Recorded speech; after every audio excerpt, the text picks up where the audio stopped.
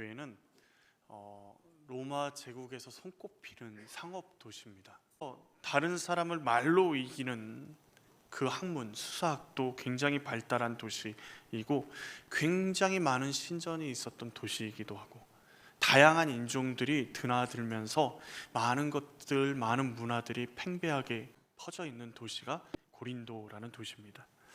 그런데 그 도시 안에 고린도 교회에도 그 도시와 비슷한 상황들이 벌어집니다. 교인들이 서로 편을 나누는 거예요. 나는 바울파, 나는 아볼로파, 나는 게바파, 심지어 나는 그리스도파라고 이야기를 합니다. 겉으로 보면 신앙이 굉장히 열심히 있는 것 같아요. 나는 바울의 그 논리 정연한 그 학문적인 그 복음의 내용들이 너무 좋더라. 또 어떤 사람은 나는 아볼로처럼 감성을 자극하면서 굉장히 마음을 따뜻하게 감싸주는 그렇게 설교 잘하는 아볼로가 좋더라. 뭐니 해도 누구죠? 예수님의 수제자 게바가 최고가 아니겠느냐. 뭐 이렇게 서로 누가 최고라고 이렇게 하면서 나는 바울파, 너는 아볼로파, 너는 게바파 하면서 서로 분쟁하고 있는 모습을 보이고 있습니다. 그 속에는요, 그 사람을 좋아하는 그런 마음도 있지만 그 유명한 사람 편에 서서 나도 그 사람처럼 인정받고 싶다라는 마음도 있고, 내가 따르는 그 사람이 인정받고 사람들 앞에서 높아질 때 나도 그만큼 높아지는 것 같은 그 욕망이 그 마음 가운데 있는 것이죠. 그런 사람을 뭐라 그러냐면 바울은 육신에 속한 자, 또 다른 말로 어린아이와 같은 자라고 이야기합니다. 신앙의 언어를 쓰면서 여전히 세상의 방식과 언어를 가지고 살아가는 그들의 모습이 미성숙한 신앙의 모습입니다. 우리도 미성숙하고 싶진 않잖아요. 미성숙한 모습으로 살아가고 싶진 않잖아요. 신령한 사람으로 하나님이 성숙하다라고 이야기하는, 또 하나님의 동역자로 인정받는 하나님 나라의 큰 일꾼이 되고 싶은데 도대체 어떤 사람이 그런 사람이고 어떻게 해야 그렇게 성숙할 수 있을까? 오늘 말씀을 통해서 우리 같이 주님 안에서 살펴보기를 원합니다. 먼저 첫 번째로는 신령한 사람은 사람이 아닌 하나님을 따릅니다. 5절에 바울이 질문하죠. 아볼로는 무엇이며 바울은 무엇이냐? 질문합니다. 이렇게 질문하는 게 좀 이상하지 않나요? 아볼로는 누구며 바울은 누구냐라고 질문해야 될 것 같잖아요. 무엇이냐라고 질문하는 게 아니라 사람이니까 아볼로는 어떤 사람이고 바울은 어떤 사람이냐, 아볼로는 어떤 인격을 가졌고 바울은 어떤 인격을 가졌느냐, 이렇게 질문해야 될 것 같은데 무엇이냐라고 질문합니다. 그러니까 아볼로와 바울의 인격이나 그 사람의 됨됨이를 물어보는 것이 아니라 그들의 기능과 역할을 물어보는 겁니다. 거기에 대해서 바울이 질문하고 대답합니다. 그들은 주께서 각각 주신 대로 너희로 하여금 믿게 한 사역자들이니라. 여기서 사역자라는 디아코노스라는 이 헬라어 말은 식탁에서 시중드는 하인을 뜻합니다. 그러니까 아무리 위대한, 어쩌면 우리 기독교 그리스도 교회 토대를 세웠다라고 이야기하는 바울일지라도, 아무리 위대한 탁월한 설교가 아볼로일지라도 어떤 사람일 뿐이라고요? 하나님의 식탁에서 섬기는 종일 뿐이라고요. 고린도 교회 성도들이 그렇게 열려 지지하면서 바울파 아볼로파 하지만 그들은 하나님의 목적을 위해서 쓰여임을 받는 그저 도구일 뿐인 것입니다. 고린도 교회의 분쟁의 가장 큰 문제는 뭐냐면 바울을 따라서가 문제, 아볼로를 따라서가 문제가 아니라 근본적인 문제는요, 무엇을 숭배하는 게 문제예요? 도구를 숭배하는 거예요. 하나님이 아니라 예수 그리스도가 아니라 도구인 바울과 아볼로를 따라가는, 다른 말로 말하면 도구일 뿐인, 종일 뿐인 그들을 숭배하면서 나는 그들 파야, 나는 그들에 속한 사람이야 라고 이야기하면서 싸우는 것이 문제인 것입니다. 오늘날 교회도 많은 경우 이런 유혹을 받습니다. 설교를 잘하시는 목사님들의 설교 우리가 많이 듣죠. 많이 듣고 때로는 많은 신앙 서적들을 읽습니다. 그러면서 우리 자신이 어떤 생각이 들죠? 우리가 신앙이 좋아지는 것처럼 느껴집니다. 목회자도 마찬가지입니다. 교회가 성장하고 사역이 커지고 성도들이 정말 하나님 앞에서 신실하게 나아가면요, 자신이 뭔가 잘해서 그런 것처럼 착각합니다. 얼핏 보면 굉장히 열정적이고 신앙에 집중하는 것처럼 보이고 하나님이 맡겨주신 사역에 집중한 것처럼 보이지만 그들의 관심은요, 자신이 이루고 싶은 그것을 이루는 것, 그래서 사람의 인정을 받는 것에 관심이 있는 것뿐입니다. 내면을 들여다보면 사람을 높이고 사람 편에 서서 사람들이 인정하는 그 인정함을, 사람들이 잘했다 칭찬하는 그 칭찬을 받고 싶어하는 욕심이 그 마음 가운데 숨겨져 있는 것입니다. 교회 안에 어떤 의사 결정을 하는데 중요한 조직들이 있습니다. 우리 장로교는 당회, 장로님들이 모여 있는 그 조직과 또 재직들이 모여서 회의하는 재직회와 공동의회, 모든 세례교회 이상이 모여서 회의하는 공동의회, 중요한 결정들을 그런 회의들을 통해서 결정합니다. 그러나 교회는 다수결로 움직이는 조직이 아닙니다. 공동체가 아닙니다. 때로는 여론이나 유행을 따르는 집단도 아닙니다. 더 중요한 건 목회자가 마음대로 교회를 움직이는 것도 아닙니다. 물론 하나님께서 교회라는 공동체를 만드시고 조직을 만드시고 목회자를 세우시고 의결 기관들을 통해서 교회가 의사결정을 하면서 교회가 나아갈 방향들을 세워가는 것은 맞습니다. 그러나 그 모든 것보다 가장 중요한 원칙은 교회는 하나님의 뜻에 순종하기 위해 모인 공동체라는 것입니다. 그러므로 분쟁이 일어날 때나 갈등이 생길 때나 신령한 사람, 성숙한 사람, 하나님의 동역자는요, 저 사람이 맞는지, 내가 맞는지, 저 집사님이 맞는지, 저 성도님이 맞는지 하나님 판단해 주십시오가 아닙니다. 늘 언제나 그럴 때마다 질문하는 것은 내가 맞다, 너가 맞다가 아니라 하나님의 뜻이 무엇인지를 구하셔야 됩니다. 한 탐험대가 밀림에서 길을 잃었습니다. 지도도 없고 표지판도 없는, 밀림이 그렇잖아요. 며칠만 지나면 막 풀이 우거지고 막 이런 길이 막 없어지고 하는 그곳 가운데서 한 몇 번 다녀왔던 사람들이 이쪽 길이 옳다, 저쪽 길이 옳다, 저쪽 방향이 옳다면서 서로 의견이 분분할 때 많은 사람들이 하도 의견이 분분하니까 다수결로 그 길을 결정하자고 의견을 모으기 시작했습니다. 그때 나이가 많은 탐험가 한 사람이 가방에서 뭘 하나 꺼냈을까요? 나침판을 하나 꺼낸 겁니다. 그러면 이제 그때부터는 나침판을 따라가야 됩니다. 방향은요, 투표로 결정되는 게 아닙니다. 세상은 그럴 수 있습니다.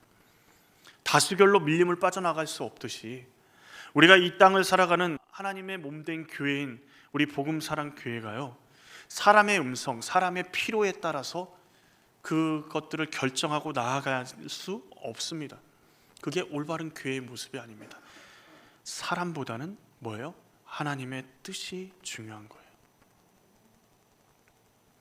신령한 사람은요, 사람의 인기나 심지어 우리들의 필요가 아니라 하나님의 나침판인 하나님의 뜻을 따라가는 사람입니다.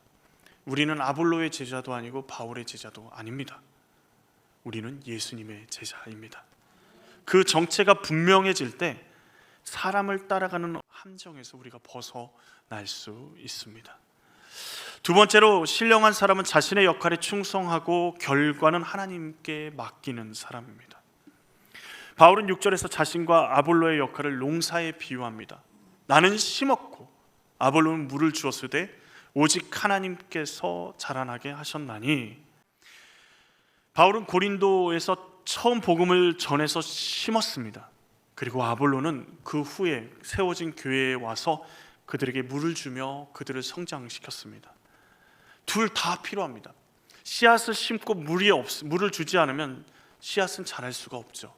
반대로 씨를 심지도 않았는데 그곳 가운데 물을 주면 진흙탕만 될 뿐입니다. 아무것도 되지 않습니다. 바울은 7절에서 선언합니다. 심는 이나 물 주는 이는 아무것도 아니로되 오직 자라게 하시는 이는 하나님 뿐이니라. 다른 말로 아볼로나 나는 아무것도 아니다 라는 겁니다. 단순히 겸손의 말이 아니라 이것은 신앙 고백입니다. 영적 성장은요, 인간의 노력으로 만들어지는 것이 아니라 하나님의 은혜로 주어지는 것입니다. 그러면 이렇게 영적 성장한 사람들이 받는 상은 뭘까요? 8절에서 이렇게 말합니다. 심는 이와 물 주는 이가 한 가지나 각각 자기가 일한 대로 자기 상을 받으리라. 심는 자나 물 주는 자가 다르다고요? 한 가지입니다. 큰 교회를 이룬 공동체나 작은 교회를 이루고 있는 공동체나 묵묵히 섬기는 사역자, 목회자, 장로, 권사, 집사, 성도, 그 하나님 앞에서의 무게는요 동일합니다. 하나님은 결과나 크기나 맡은 직분이 아니라 충성으로 평가하십니다. 무엇이 충성입니까? 무엇이 충성인가요? 주인이 명령했을 때 실패할 줄 알면서도 주인이 말씀하셨기에 실패할 줄 알고 고난을 당할 줄 알지만 순종하며 나아가는 게 충성인가요? 아니면 실패할 것 같으니까, 주인이 실패하면 안 되니까 내가 내 뜻대로 하는 게 충성인가요? 실패할 줄 알면서도 주인이 명령하셨기에 그 말에 순종하는 게 충성 아닌가요? 우리는 종종 결과를 보고 성공과 실패 여부를 판단합니다. 세상의 방법이죠. 돈을 많이 벌거나 인기가 많아지거나 숫자가 늘거나 무엇인가가 많아지고 그리고 좋아지면 성공했다라고 이야기합니다. 반대는요, 돈이 사라지고 인기가 줄고 숫자가 줄고 무엇인가가 점점 사라지면 실패라고 생각합니다. 근데 하나님은요, 놀랍게도 결과에 주목하지 않으십니다. 하나님은 충성을 보십니다. 왜냐하면 열매는 누가 맺게 하시는 거예요? 하나님이 맺게 하시는 것이기 때문입니다. 우리의 역할은 맡은 사명, 부르심의 그 자리에서 충성하는 것까지입니다. 결과는 하나님이 준비하시는 거예요. 아프리카의 한 선교사님이 20년 동안 그 땅에서 복음을 전했습니다. 그런데 건강 문제로 귀국하게 되었을 때 자신의 사역을 이제 마무리하면서 자신이 얼마나 한심한지, 눈에 보이는 결실은 하나도 없고 세례를 받은 신자의 수는 손에 꼽힐 정도, 그래서 그 마음 가운데 20년 동안 나는 도대체 이 땅에서 무엇을 한 것인가 라는 생각을 하고 그 땅을 떠났습니다. 다른 말로 말하면 선교에 실패한 것이죠. 그런데 그로부터 10년 후에 그 땅에 놀라운 부흥이 일어났습니다. 수천 명의 사람들이 예수를 믿고 수십 개의 교회들이 세워지기 시작한 것입니다. 그런데 그 놀라운 부흥의 가장 핵심적인 지도자가 간증을 하는데, 제가 예수를 처음 만난 것은 아주 오래 전에 한 선교사님이 저희 어머니에게 전해준 아주 자그마한 성경 그 이야기 때문이었습니다. 선교사님은 그 땅에서 20년 동안 열심히 씨를 뿌리고 심었습니다. 열매를 보지 못하고 떠났지만 하나님은 그 씨를 잊어버리지 않으셨습니다. 사랑하는 성도 여러분, 우리는 결과를 만드는 사람들이 아닙니다. 우리는 충성하는 사람들입니다. 자라게 하시는 이는 하나님이십니다. 우리가 보지 못하는 사이에도 하나님은 우리가 심은 씨앗을 자라게 하고 계십니다. 우리가 씨앗을 심고 낭망하지 말 것은 하나님이 지금도 역사하고 계시기 때문이죠. 그러므로 우리가 주의해야 하는 것은요, 비교하는 우리의 시선입니다. 비교는 하나님이 아니라 누구에게 시선을 고정시킵니까? 옆 사람에게 고정시킵니다. 자신과 비슷한 사람에게 우리의 시선을 고정시켜요. 왜 저 사람은 열매가 있고, 왜 저 사람은 하나님 성공하고, 왜 저 사람은 인생이 잘 돼가는데 왜 저는 이 모양 이 꼴입니까? 왜 나의 수고는 보이지 않고 하나님 헛것인 것처럼, 아무것도 손에 쥐는 것이 없는 것처럼 보입니까? 라고 한탄하는 그 가장 기본적인 근본적인 문제는요, 다른 사람과 비교하는 거예요. 신령한 사람은 다른 사람의 밭을 부러워하지 않습니다. 자신에게 맡겨진 밭을 성실하게 경작할 뿐입니다. 여러분, 달란트 비유 아시죠? 1달란트, 2달란트, 5달란트 받은 종들이 있었습니다. 2달란트 받은 자가 몇 달란트를 남겼죠? 2달란트를요. 5달란트 받은 사람은요? 5달란트를요. 그런데 주인이 어떻게 칭찬했죠? 기억나십니까? 칭찬은 동일했습니다. 착하고 충성된 종아, 내가 작은 일에 뭐라고요? 충성했으니까. 하나님이 보시는 것은 뭐예요? 충성했느냐 안 했느냐입니다. 내가 심은 밭이 크든 작든 화려하든 초라하든 하나님은 무엇만 기억하십니까?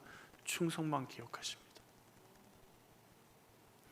하나님이 자라게 하시고 열매는 하나님이 거두십니다. 여러분, 우리가 실패해도요, 하나님은 하나도 손해볼 게 없으십니다. 하나님이 열매를 거두시고, 하나님이 거두시겠다 하면 어떤 상황 가운데서도 거두십니다. 오병이어의 기적을 일으키신 하나님, 5,000명, 2만 명을 아무것도 없이 물고기 2마리와 보리떡 5개로 먹이셨던 하나님이 거두시는 게 어려우실까요? 수십만 명의 사람을 만나로 먹이셨던 하나님, 메추라기로 먹이셨던 하나님이 열매가 없어서 너 왜 열매를 거두지 못해? 라고 우리를 책망하실까요? 하나님의 책망은 한결같습니다. 우리를 책망하신다면 왜 순종하지 않느냐, 왜 충성하지 않느냐 라고 말씀하실 것입니다. 어떤 씨앗을 심고 계십니까? 기도로, 봉사로, 관계 가운데 사랑으로, 섬김으로 씨앗을 심고 물을 주고 계십니까? 우리가 충성스럽게 하는 그 수고를 하나님은 보고 계십니다. 믿으시죠? 세 번째로, 하나님의 신령한 사람은요, 하나님의 동역자는 하나님의 동역자로서의 정체성을 가집니다. 9절 말씀을 우리 같이 한번 읽어볼까요? 우리는 하나님의 동역자들이요 너희는 하나님의 밭이요 하나님의 집이니라. 여기서 동역자라는 말이요, 시네르고스라는 헬라어 단어입니다. 우리나라 말로 직역하면 함께 일하는 자라는 뜻을 가지고 있습니다. 바울은 자신들이 뭐라고요? 하나님의 동역자라고. 하나님을 위해 일하는 자가 아니라, 하나님을 위해 일하는 자가 아니라 어떤 자라고요? 하나님과 함께 일하는 자라는 겁니다. 얼마나 놀라운 선언입니까? 여러분은 누구와 함께 일하는 사람입니까? 하나님이요, 온 우주를 창조하시고요 역사를 주관하시는 그분이 우리를 파트너로 삼으셨다라고 말씀하고 있는 겁니다. 이 정체성을요, 마음 깊이 이해하면요, 우리의 삶을 보는 눈이 달라집니다. 우리의 삶이요, 매일 똑같은 삶, 매일 설거지하고 청소하고 매일 똑같이 회사에 나가서 일하고 똑같은 삶을, 일상을 살아가는 것처럼 보이는 그 우리의 수고와 땀 흘림이요, 단순히 나의 수고와 땀 흘림이고 일상의 삶을 살아가는 삶이 아니라 하나님과 함께하는 작업이 되고 일이 된다는 것입니다.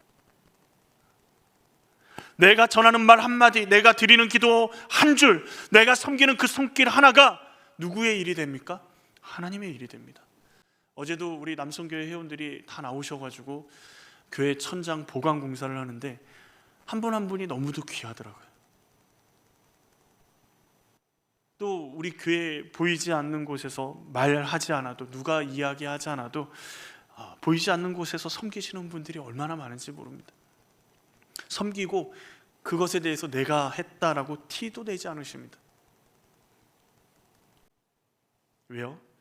그 일이 다 누구의 일입니까? 하나님과 함께하는 일입니다. 우리는요, 혼자 일하는 사람이 아닙니다. 하나님의 동역자, 우리는 하나님과 함께 일하는 사람입니다. 이 정체성이 얼마나 큰 위로가 되고 우리에게 능력이 될까요? 바울은 이 편지를 쓸 때요, 고린도 교회가 변하지 않는 모습들을 보여줍니다. 바울이 얼마나 고린도 교회에 애를 썼냐면 고린도 교회를 세우면서 그들이 복음을 오해할까 봐요. 그들에게 사역비를 한 푼도 받지 않았습니다. 마게도니아에서 오는 형제의 도움을 받아서 삶을 겨우겨우 살아갈 정도였습니다. 힘들지만 어렵지만 고린도 교회의 성도들이 부자였을까요? 가난했을까요? 굉장히 부자인 사람도 많았습니다. 그런데 복음을 오해할까 봐 애쓰면서 그들에게 복음을 공들여서 가르치고 이것이 예수 그리스도의 복음이다라고 이야기하고 가르쳤는데 서로 시기하고 다투고 말도 안 되는 일들이 고린도 교회 안에서 계속 벌어지는 그 이야기들이 들려올 때 바울의 마음 가운데 어떤 마음이 들까요? 포기하고 싶은 마음 들지 않을까요? 아예 세상 사람들보다 더 못한 모습으로 돌아간 고린도 교회 성도들을 바라보면서 바울은 포기하지 않습니다. 왜냐하면 자라게 하시는 분, 그분, 그 하나님께서 고린도 교회 가운데 지금도 일하고 계시기 때문입니다. 다른 말로 말하면 자기는 하나님의 동역자죠. 하나님과 함께 일하는 사람입니다. 그러면 고린도 교회를 포기하는 순간 무엇을 포기하는 거예요? 하나님의 동역자의 자리를 포기하는 거죠. 하나님의 동역자로서 하나님의 맡겨주신 부르심의 그 자리에서 내가 손 떼겠다 말하는 겁니다. 바울은 절대 포기할 수가 없는 거죠. 우리도 때로는 이런 느낌을 받습니다. 아무리 기도해도 달라지는 것이 없는 것 같고 아무리 섬겨도 변화되는 것 같지 않고 복음을 전해도 열매가 보이지 않는 것처럼 보입니다. 그러나 오늘 말씀을 좀 기억하십시오. 자라게 하시는 이는 누구라고요? 하나님이시오. 우리는 누구예요? 하나님의 동역자입니다. 우리 눈에 보이지 않아도요, 하나님은 분명히 일하고 계십니다. 하나님의 동역자는 눈앞의 결과를 보고 일하는 것이 아니라 하나님의 부르심을 보고 누구를 바라보고요? 하나님을 바라보고 자라게 하시는 하나님을 바라보고 믿음으로 일하는 사람들입니다. 말씀을 정리합니다. 하나님의 신령한 사람은요, 사람이 아닌 하나님을 따르는 사람입니다. 자신의 역할에 충성을 다하고 결과는 하나님께 맡기는 사람입니다. 하나님의 동역자라는 정체성을 가지고 살아가는 사람입니다. 오랫동안 기도했는데 아무것도 변한 것 같지 않아서 지치신 분이 계십니까? 섬기는 자리가 외롭고 때로는 보람 없게 느껴지시는 분이 계십니까? 내가 지금 이렇게 살아가는 것이 과연 의미가 있는지 의문이 드시는 분이 계십니까? 오늘 하나님은 말씀을 통해서 우리에게 이렇게 말씀하십니다. 너는 나의 동역자다. 내가 심은 씨앗을 내가 자라게 할 것이다. 포기하지 마라.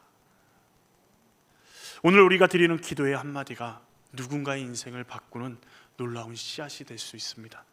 오늘 우리가 건네는 따뜻한 말 한마디, 우리가 전하는 복음의 말 한마디가 누군가의 마음에 물을 주는 놀라운 일이 될 수 있습니다. 우리가 묵묵히 섬기는 그 자리가 하나님의 밭을 일구는 거룩한 사역이고 하나님과 함께하는 놀라운 역사의 현장인 줄로 믿습니다. 우리는 하나님의 동역자입니다.